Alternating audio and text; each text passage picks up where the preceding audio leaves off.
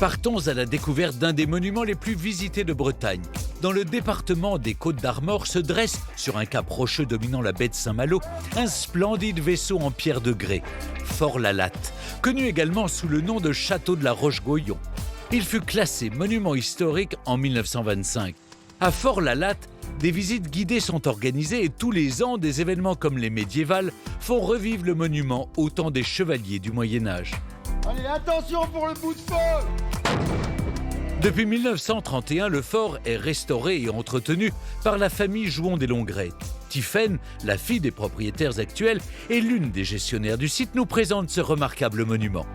Il a une situation exceptionnelle. Il est avancé sur un éperon rocheux, il y a la mer qui l'entoure, il y a un horizon qui ne s'arrête jamais. En haut du donjon, on a une vue à 360 degrés. C'est un cadre absolument magnifique.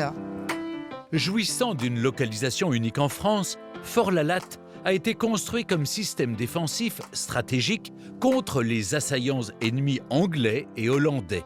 Tiphaine nous éclaire sur la naissance de cette forteresse. Le château a été construit au XIVe siècle par la famille des Goyon-Matignon, par Étienne III exactement. Et la première chose qu'il a fait installer, c'est le donjon, construit en 1340.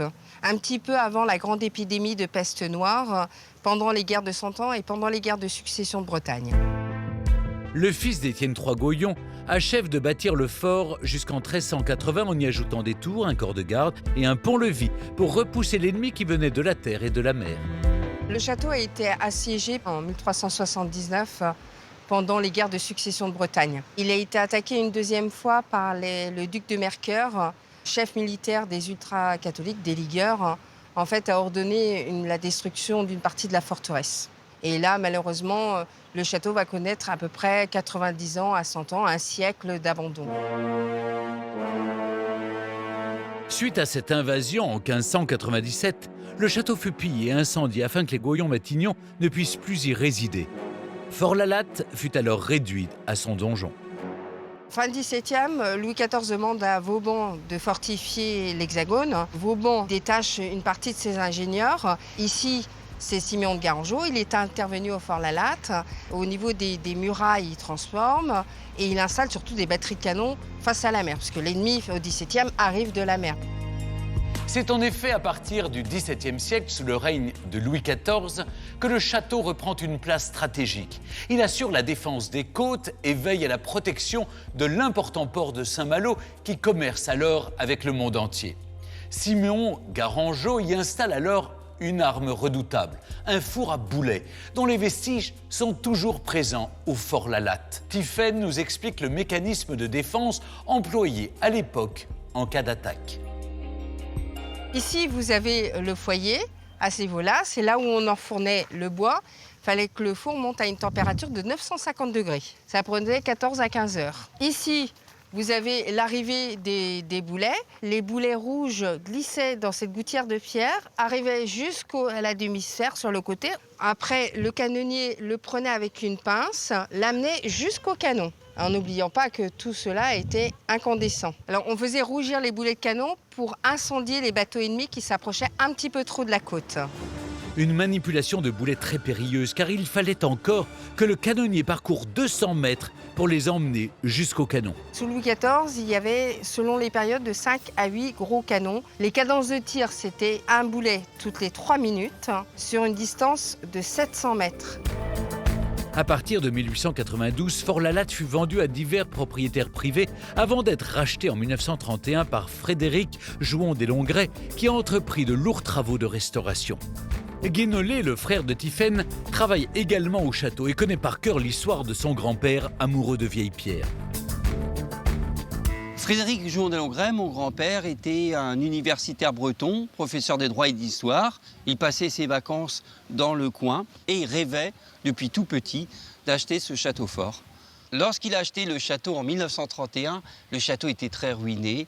Lui a voulu tout de suite le restaurer. Pendant près de 20 ans, Frédéric fait construire des étages, des toits, restaure des fenêtres, entretient des ponts-levis et toute la famille est mise à contribution pour conserver ce patrimoine qui se transmet de génération en génération. Qu'on le veuille ou non, on est pris dans cette aventure. Il arrive un moment où on ne la subit pas, mais on devient acteur de cette aventure. Et ça se passe comme une continuité. On a une passion pour ce château. C'est pas nous qui l'habitons, c'est ce château qui nous habite. Aujourd'hui, le fort est un domaine privé qui reçoit plus de 150 000 visiteurs par an. Les parents de Tiphaine et Guénolé, les propriétaires actuels, habitent sur place et ont beaucoup œuvré pour respecter le désir de leurs ancêtres.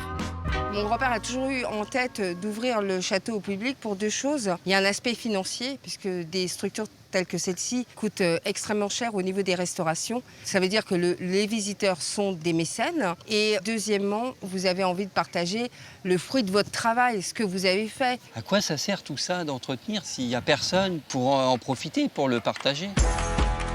La famille organise toute l'année des visites guidées. Et chaque été, au début du mois d'août, ont lieu les médiévales, une grande fête qui célèbre Fort-la-Latte au temps des chevaliers. Une centaine de comédiens bénévoles font revivre le château avec des reconstitutions historiques. Ken Tigwern, étudiant en histoire, nous explique cette passion qui le fait vibrer depuis l'enfance. C'est par l'histoire et la Bretagne qu'on arrive souvent dans la reconstitution. Moi, ça a été mon cas.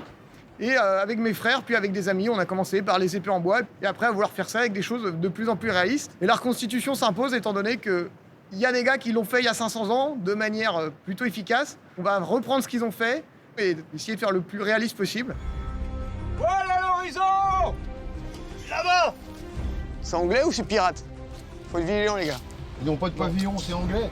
Il n'y a qu'une seule voile, c'est bon. C'est une bonne manière de se réapproprier l'histoire et surtout de la transmettre sans passer par des livres, qui est parfois dur à accéder pour certains, et de manière assez ludique, faut pas le cacher. Parés de leurs costumes médiévaux, ces comédiens proposent des visites immersives au public, comme ici, une arrivée de villageois au château. Voilà! Hâtez-vous! Prestement! D'où venez-vous? Du marché. Ce sont les villageois! Abaissez, pont-levis! Entrez, prestement! Tout en ayant la possibilité d'interagir avec les comédiens, les visiteurs peuvent découvrir des scènes de combat de chevaliers, les métiers du tissage, du cuir ou les différentes épices consommées au XIVe siècle. Une expérience bretonne hors du temps. Cette immersion était très sympathique, ça met un petit peu plus dans l'ambiance tout de suite. Vous l'aurez compris, Fort-la-Latte est un monument incontournable. Impossible d'être déçu par ce merveilleux écrin d'histoire, de nature et de patrimoine. Il faut venir à Fort-la-Latte au moins une fois dans sa vie pour le comprendre. Et ce n'est pas la famille propriétaire des lieux qui nous dira le contraire.